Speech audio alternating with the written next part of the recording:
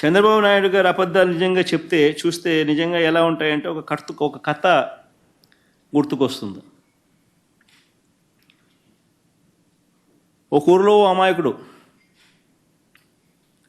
పాప అమాయకుడు భుజాన ఒక మేకపిల్లని వేసుకొని దాన్ని ఏదో అమ్ముకోవాలని పాపం బజారుకి బయలుదేరుతాడు. ఇంట్లో నుంచి గడప దాటుతానే ఒకడొస్తాడు. ఒకడొచ్చి నీ కుక్క బలే బాగుంది అని అంటాడు. అమాయకుడు అనుకుంటాడు, ఏందిరా అబ్బాయి ఇది, నేనేమో మేకపిల్ల వేసుకొని పోతా ఉన్నాను, మెడలో నా భుజాన ఈయనేమో కుక్కపిల్ల బాగుందని అంటాడు ఏంది అని చెప్పి, లేదయ్యా ఇది మేకపిల్ల, ఇది కుక్కపిల్ల కాదు అని చెప్పి చెప్తాడు. ఆ నుంచి ఇంకో 4 అడుగులు ముందుకేస్తాడు. ఆ వీధి చివరికి వచ్చేసరికి, ఆ వీధి టర్నింగ్ దిగేసరికి ఇంకొకడు ఎదురవుతాడు. ఇంకోడు ఏమంటాడు, అరే నీ కుక్కపిల్ల చాలా తెల్లగా ఉంది, చాలా బాగుంది అంటాడు. ఎక్కడి నుంచి తెచ్చుకున్నావు అని అంటాడు.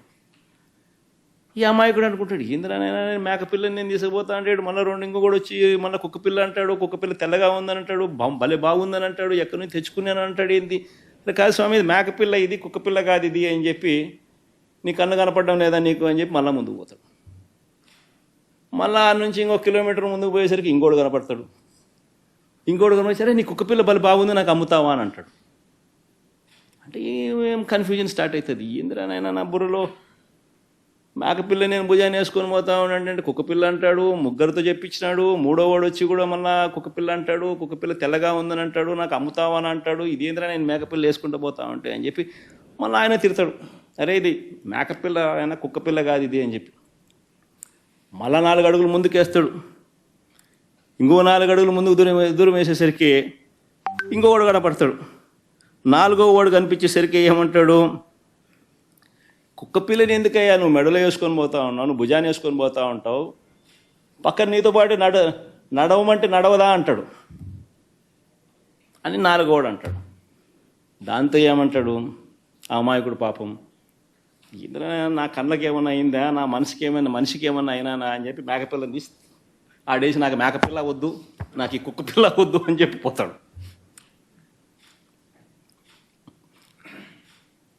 కరెక్ట్గా చంద్రబాబు నాయుడు గారు రాష్ట్రాన్ని ఆర్గనైజ్డ్ క్రైమ్ పద్ధతిలో ఏ రకంగా తాను నడుపుతా వస్తున్నాడు అన్నదానికి నిదర్శనం ఇది.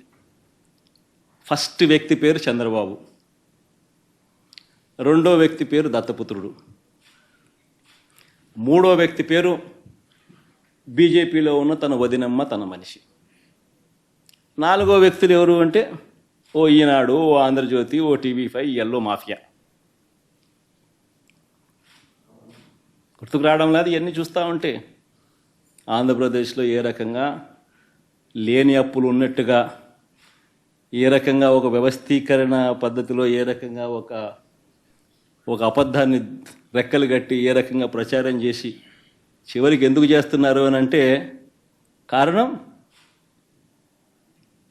సూపర్ 6లు, సూపర్ 7లు ప్రజలకు ఇవ్వకుండా మోసం చేసేందుకు ఇదంతా జరుగుతూ ఉంది.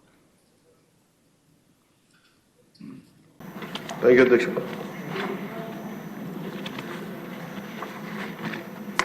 150 రోజులు అయిన సందర్భంలో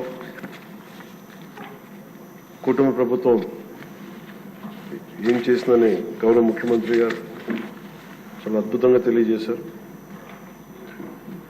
ఈ కష్టం వెనుక ఒకసారి మనం చేసిన విషయాల కంటే కూడా ముందు మనం మాట్లాడుకోవాల్సింది, మనం ఏం ఇన్హెరిట్ చేసాం, ఏం వారసత్వంగా వచ్చినాయి ఒకసారి చూస్తే అధ్యక్ష, గుంతలు, శిథిలమైపోయిన రోడ్లు, విచ్చలవిడిగా పెరిగిపోయిన గంజాయి వనాలు, ఇసుక దోపిడీలు, రివర్స్ టెండరింగ్లు, నిర్వీర్యం అయిపోయిన పంచాయతీలు, ఆరోగ్యశ్రీకి ఇవ్వని డబ్బులు, రామతీర్థం రాముల వారి విగ్రహం నరికివేతలు, 219 ఆలయాలు అపవిత్రం చేయడాలు, మద్యం దోపిడీలు, ఎర్రమట్టి దిబ్బల దోపిడీలు, కూల్చివేతలు, వీటిని వారసత్వంలో తీసుకొచ్చాం అధ్యక్ష. ఆ వారసత్వం మనకు సంక్రమించిన తర్వాత గత ఎన్నికల సమయంలో ఈ వరుస దోపిడీలు వీరి అరాచకం చూసి ఏ విధంగా దీన్ని రాష్ట్రాన్ని తిరిగి గాడిలో పెట్టాలి అని ప్రతి ఒక్కరి ఆకాంక్ష అధ్యక్ష.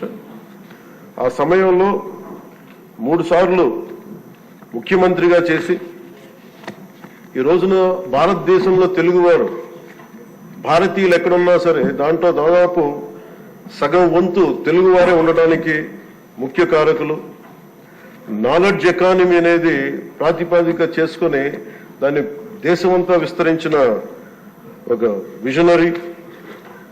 అలాంటి అనుభవం గల ఒక పాలసీ మేకర్ ముఖ్యమంత్రి, ఆయన్ని కూడా ఇబ్బందులు పెట్టి ఆ రోజు జైల్లో పెట్టినా ఆయన్ని ఎన్ని రకాలుగా పెట్టినా ఒకటే అనుకున్నాం, ఇలాంటి వారసత్వంగా వచ్చిన సమస్యలను మనం ఎలా అధిగమించగలం అని. ఈ రోజున 150 రోజుల పాలనలో ముఖ్యమంత్రి గారు చెప్పింది, గౌరవ ముఖ్యమంత్రి గారు చెప్పింది చాలా ఉత్సాహం ఇచ్చింది, ఉత్సాహాన్ని నింపింది, భవిష్యత్తు పట్ల విశ్వాసాన్ని తీసుకొచ్చింది. సో మనస్ఫూర్తిగా వారికి నా ధన్యవాదాలు తెలియజేసుకున్నాను అధ్యక్ష. నాకు సంపూర్ణమైన విశ్వాసం ఉంది అధ్యక్ష. ఇది మొన్న మహారాష్ట్రకి వెళ్తే నేను ఆ మాట చెప్తున్నప్పుడు ప్రతిసారి మన రాష్ట్రం మీద చాలా బాధ అనిపించింది. మహారాష్ట్ర $1 ట్రిలియన్ ఎకానమీ అవ్వాలని మనస్ఫూర్తిగా కోరుకుంటున్నానని. నా మనసులో ఇబ్బంది పడింది ఏంటంటే మన రాష్ట్రానికి ఎందుకు అది బలంగా చెప్పలేకపోయాం అనేది. కాకపోతే మనకు వారసత్వం వచ్చిన సమస్యలు కాబట్టి ఆ రోజున చెప్పలేకపోయాను. ఈ రోజు నాకు 150 రోజుల గౌరవ ముఖ్యమంత్రి గారి అనుభవంతో కూడిన ఈ పాలనలో నాకు సంపూర్ణమైన విశ్వాసం ఉంది అధ్యక్ష. ఆంధ్రప్రదేశ్ $1 ట్రిలియన్ ఎకానమీగా అతి త్వరలోనే ఈ 5 సంవత్సరాలు వెళ్తుందని మనసు సంపూర్ణ విశ్వాసం ఉంది. $1 ట్రిలియన్ మన ప్రజలకు అర్థం అవడానికి 7,65,000 కోట్ల ఎకానమీ. గత ప్రభుత్వం మనల్ని ఎకానమీని నిర్వీర్యం చేసింది, ఇబ్బంది పాలు చేసింది, అన్ని రంగాల్లోనూ రాష్ట్ర ప్రభుత్వాన్ని వెనక్కి తీసుకెళ్లిపోయింది. ఈ పరిస్థితుల్లో గౌరవ ముఖ్యమంత్రి గారి అనుభవం, మీ పారదర్శకత, మీ విజనరీ దృష్టి, ఇవన్నీ కూడా మాకు ఈ $1 ట్రిలియన్ ఎకానమీ వైపు పరిగెడుతున్నాయని అన్న దాంట్లో ఏమాత్రం సందేహం లేదు అధ్యక్ష.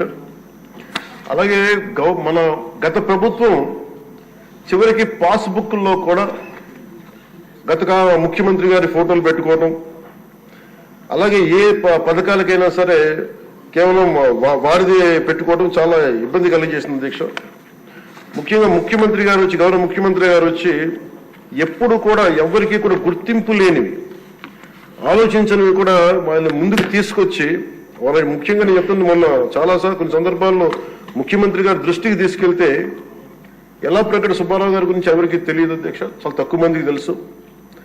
వారి పేరుని నేను ఒక మాట ప్రస్తావించగానే ఆయన దృష్టికి తీసుకురాగానే ఆయనకి పేరు పెట్టడం ఆయన దార్శనికతకి చాలా అర్థం పడుతుంది అధ్యక్ష.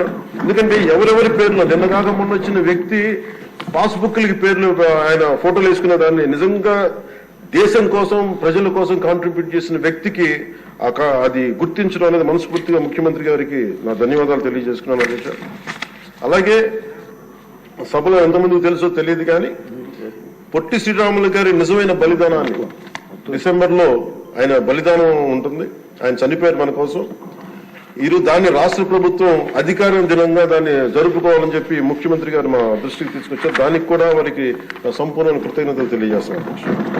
ఈ రాష్ట్రం ఎవరి బలిదానం మీద అయితే ఆధారపడి ఉందో, ఎవరి బలిదానం మీద ఈ రాష్ట్రం వచ్చిందో, అనేక లింగ్విస్టిక్ స్టేట్స్ ఎవరి బలిదానం మీద ఆధారపడి వచ్చిందో ఆ వ్యక్తిని రాష్ట్రం నిజంగా గుర్తించుకోలేదు. మొట్టమొదటిసారిగా దాన్ని గౌరవ ముఖ్యమంత్రి గారు దాన్ని ముందుకు తీసుకొచ్చి గుర్తించే పరిస్థితిని తీసుకురావడం మనస్ఫూర్తిగా వారికి నా అభినందనలు తెలియజేస్తున్నాను అధ్యక్ష.